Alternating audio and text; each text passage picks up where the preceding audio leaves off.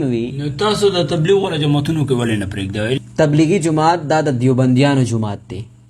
ٹھیک شو دا د دید دا د الله تعالی جماعت دی، دا د پیغمبر اسلام تاسو دې چې دا خبره تاسو دې چې دا خبره وکړي چې دا د دیوبندیانو سره دې اړو تعلق نشته، زه به خبره ختمه کړم.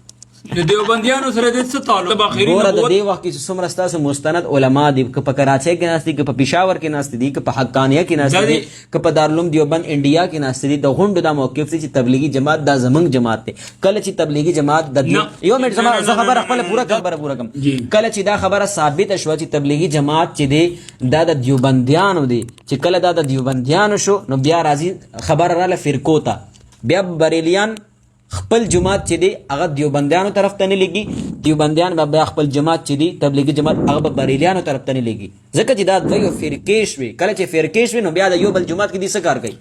تبلیغ ګوره نه د چا فرقه ده، تبلیغ د ستا کار دی، زما کار دی، دا به مونږ فرض دی.